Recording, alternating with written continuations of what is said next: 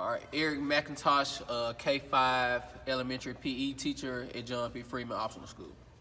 Times to get the ball in the hole. If you do it less than 4 times, that's great. If you do it 4 times, that's okay. You don't get a score, it's even. And if you do it over 4 times, for every swing you do it over 4 times, that's an added point to your score, right? Again, we want the least amount of points, right? So let's look at this target right here. There are 3 numbers, and I know you're sitting kind of far back so you can't see. Right now, there's 3 numbers. There's a 5, there's a 3, there's a 1. On the red, there's a 5. On the blue, there's a 3. In the middle, what number you see? 1. What you see underneath the 1? A target or a bullseye, right? So that's primarily where we would like to hit the ball in. We would like to hit the ball on the target for 1 point. If we hit it on the 3, that's okay. We're good. It's okay. You made contact and you hit the ball and you hit it within the entire target. And even if you hit it on the red, which is a 5, it's not quite as good as a 3 or 1, but it's still okay because you managed to hit it on the target. Now, if you don't hit it on the target whatsoever, based off the number schemes you see, 1, 3, and 5, if you don't hit it at all, what do you think your score would be? 0. 1. All of them numbers. Why would it be 0? Because 0, let's say if I had 0 and you had 1, who got the least amount of points? You. So if I don't hit that, you think I'm going to get 0? No, you don't get like all the points. So let's look at the number scheme. 1, 3, 5. What would be the next number in that scheme? 7. So if I do not hit it, how many points will I get? 7. So if I don't hit it at all, I get 7 points, okay? Wow. Now, I'm going to put you guys in groups. No, it's not going to be a boy-girl group. We're just going to randomly select. But when you're in that group, each one of you all will take 1 swing at a time and then pass the club. And you'll keep up with your points within the group. All right? So the group will be playing a game against each other, okay? And you're going to stand in line. You're going to swing the ball. You're going to go get the ball. And then you'll be able to calculate your score. And after about, let's say, 10 swings, we'll calculate our score and we'll be able to decide who's the winner in that group. Now, if we take 10 swings, what's the minimum amount that you can score? 7. If I'm taking 10 swings and I hit this target 10 times, what's the minimum amount of score I can get? 10, right? Because 10 times what? 1 equals 10. So if I hit that bullseye 10 times, I have 10 points, right? Yeah. What's the highest amount I can get? 7. You're on the right pace. Go ahead. 7. 11. Keep going. 20. You're just throwing out numbers. Let's use our math. If I swing 10 times, and we just said we can score either 1, 3, 5, or 7. What's the highest score I can have? 7. 70. Say it again. 70. 70. How you come up with that? I did 7 times 10. 7 times 10. So if I swing it 10 times and I don't hit either time, the highest I get is 7. So at least you can get is 10. The highest you can get is 70, and you can get somewhere in between. Okay. All right. That's how we do it. Everybody stand up and listen. I got 12. You got oh yeah, he's shot.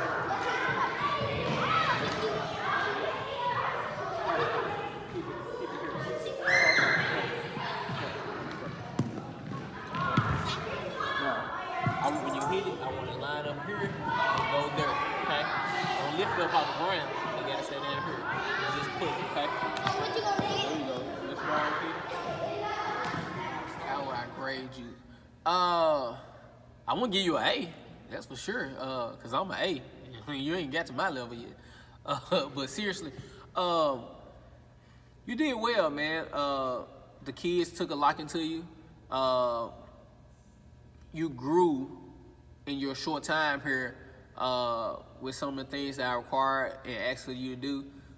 Some of the things that the kids required you to do. And so to see how you were able to maneuver without being experienced in some of the things that we require, I thought was great. So I give you A for effort. I give you like a B plus plus. I can't give you A. I give you like a B plus plus just off GP though, because I think you did pretty good. The most difficult part of teaching, understanding that every child is different. Like there's no one set way you can do something, and no day is gonna ever be the same. Like Monday and Tuesday, even with the same kids, will be different. Because what some people fail to realize is that we are around these kids a lot more than even some of their own family. When you consider that we're with them about 8 hours a day, by the time they come home, eat, do a little homework, it's time to ship them off to bed and get ready for the next day. And so to understand that you have to teach student A differently than you have to teach student B, and student B has to be taught differently than student C, that's probably the most challenging part, to find out what's the proper way to teach each particular student. When did I decide to teach? When I failed accounting in my freshman year? No, but seriously, when I decided I wanted to teach, I knew originally that I wanted to coach basketball, and I tried to find the path that was easier for me to have access to be able to coach basketball in the middle school or high school level. And so I found out that education was the easiest route to go about doing it.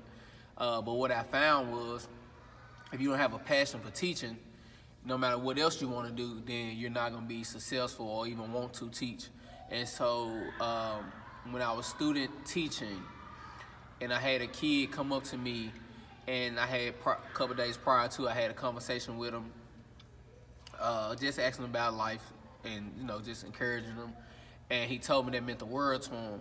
And that particular day, I knew that teaching is what I wanted to do for the rest of my life, to make sure that I'm there to be a positive impact and to provide students and kids with the same opportunities that some people had to give me.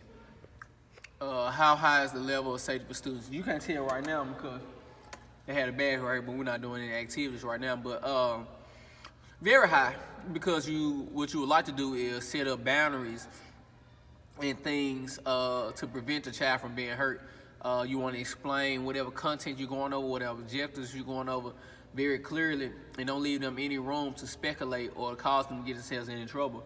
And so if I'm doing any activity, I like to explain thoroughly, hey, this is what we're doing, step A, step B, step C. You are to line up right here. You are to wait until this person gets done. If it's an activity where everybody's not doing something at the same time, you just stand in line here and just wait. Like, I'm not telling you to roam around anywhere. I'm gonna make sure that any hazardous things are out the way. Any equipment that we're not using should be moved out the way. I put out just enough equipment. So even when we were golfing today, I have enough equipment for 2 classes, but I only brought out 4 clubs. Y'all, we're gonna partner up in groups. We're gonna use 4 clubs, 4 balls, 4 tees, 2 targets.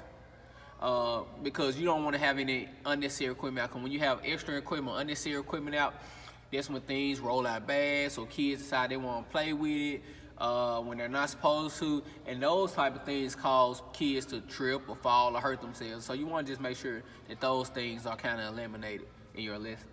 It's to pay fair as a teacher. There's 2 ways to look at this. You can look at it and say teachers have summers off, they have weekends off, and they have nights off. Not to mention every national holiday they have off.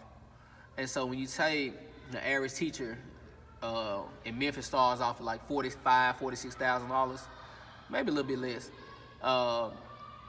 you'll say that's pretty good, that's pretty solid. But when you account the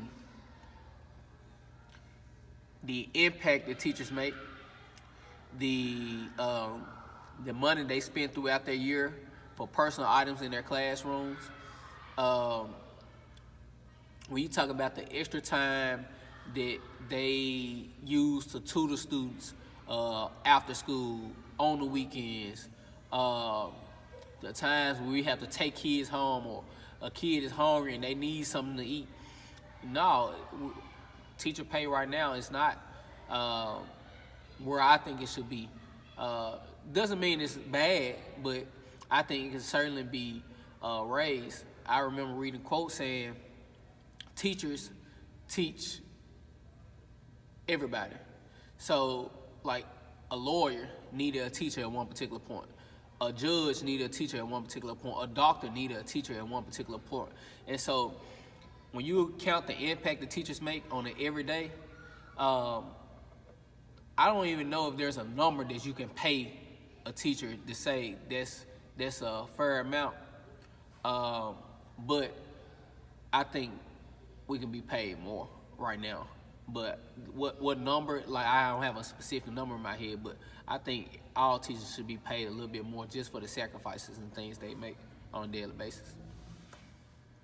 What advice will I give teachers that's trying to get into the profession?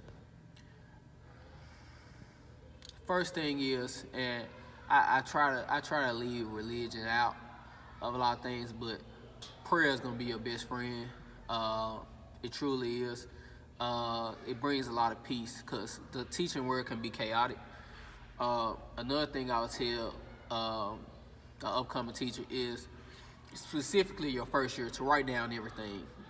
Almost keep a journal or a diary to make sure that you are learning from every day and learning from your experiences. Trust me, you're gonna see things several times, and after the first time you might not know how to handle a situation, but if you can go back and see what works or say what happened, then the second and third time you'll be more equipped, and as you've been doing it for so long, then you'll be better equipped to handle any situation. Those are the primary two things. The third thing I'll say is to make sure you find the right fit for you. Every school is different.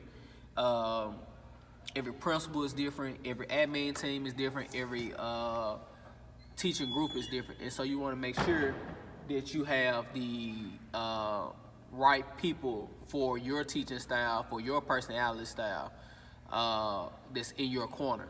And like I said, that differs for every person, almost like a person that's going to church. Like, I'm cool with this church right here. Don't mean the other church is bad, but this church right here relates to me a little bit more. So you want to find the right school to get in, because it's all about fit. You can be a great teacher, but if you don't have the backing of your principal, your admin team, you're not going to be successful. And there's some cases that I know that there's some pretty, I don't want to say bad, but there's some teachers not as equipped or not as good as some others, but because they have the backing of their admin, because they have the backing of their principal, because they have a great culture in the school, then they're able to be more successful than they probably would have been had they been somewhere else. What's the worst incident that had happened since I've been teaching? It's not funny, but it wasn't. Technically, it was not in my class. But we had a student that instead of walking up the bleachers, he decided, hey, I want to run up the bleachers. And this particular student never tied his shoes. So when he ran up the bleachers, somewhere or another his shoestring got caught in the bleacher. He falls, his teeth actually go inside of his lip and cause a lip to bug where he had to get like 8 or 9 stitches in his lip. And I asked the student simply, are you supposed to be running up steps? No, we supposed to be walking. You knew that prior to going up the steps. So it was like my first year here. And so that particular student, I called the parents, I administered first aid, I talked to the parents, I said, hey, he run upstairs, accident, he busted lip, you might have to go to the doctor. I had to fill out an incident report. Of course, the student was covered with the school insurance, but just talking to his dad admitted that the student was in the wrong. But to prevent any more incidents from like that happening, anytime any kids walk into the gym and they get tired of me saying it, but we go over the rules again. Hey, we do not walk in we do not run in the gym. We walk unless you're instructed to run. We don't chew gum or eat food in the gymnasium unless you have been instructed that you can do so. And so you have to go over those things constantly, because the one moment or the one day I decide I'm not gonna say that, it's gonna be the one day that they gonna decide that, hey, he didn't say nothing about the rules, so maybe it's okay today. And so that student, I had been saying it, and I didn't say it that particular day, and he busted his lip, and he learned a lesson that day, but I also learned one that, hey, no matter what, because I don't feel like it was our fault, but no matter what, we're gonna make sure that we cross our T's and dot our I's.